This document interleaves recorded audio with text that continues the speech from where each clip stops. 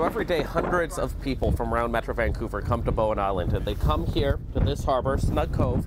But the problem is about 90% of all Bowen Island's retail operations are within about 300 meters of this cove. So sometimes there can be conflicts between businesses and residents that are trying to use it, and all the foot passengers and car passengers who go in and out for the ferry.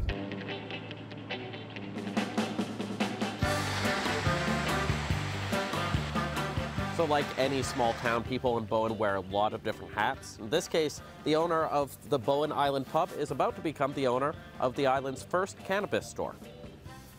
Our main economic driver here is tourism, and I think that we have to find that balance. The tourism industry is what provides a lot of the amenities to the locals here. Without the tourism, we wouldn't have the ability to have so many restaurants and coffee shops and services that the locals enjoy. West Vancouver has said they're going to wait a long time before they allow any cannabis shops. So you might just get tourists from West Vancouver coming over for the day. And we would love it. We would love to see that, yeah. But it's not just tourists in those ferry lineups. The population of Bowen Island has increased significantly in the past decade, but the number of homes hasn't, and that's caused a strain on affordable housing. I came here about 15 years ago, and at that time it was still possible to find to have choices actually in rentals.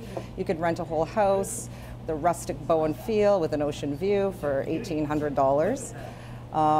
Certainly those days are long gone. I guess we're just waiting for some more housing to be put in, and housing that also includes secondary suites and coach houses and other options for housing. So how do you create affordable housing on Bowen Island?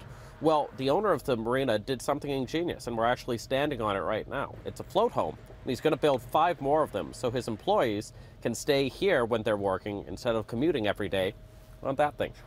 There's a couple in the front, our chef and his bride-to-be, and our kitchen manager is in the aft one. What led you to come up with the idea? Well, we couldn't find employees. There's just no place for them to live, so we can't hire them.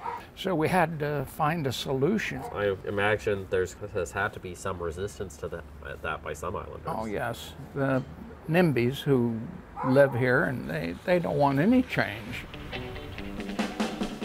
I think there's been a lot of changes. I think longtime Boweners will say the changes on island in the last 5 years have always been more significant than in the last 20 years. I imagine some of them don't say it with the most positive connotations. You know, it's interesting. I mean, we have a really unique lifestyle over here, and I think people are very passionate about preserving that. Our population's about 3,600 people. In the summertime, it almost doubles. So it's a very big summer population, and lots of tourists coming over here. A lot of people from Vancouver want to come experience, you know, this amazing environment, and that creates some friction. It gets a lot quieter in the wintertime here. The councillor has a point. So long as ferries come from here every hour and Bowen Island continues to look, well, like this, there's going to be lines and there's going to be traffic. Justin McElroy, CBC News, Bowen Island.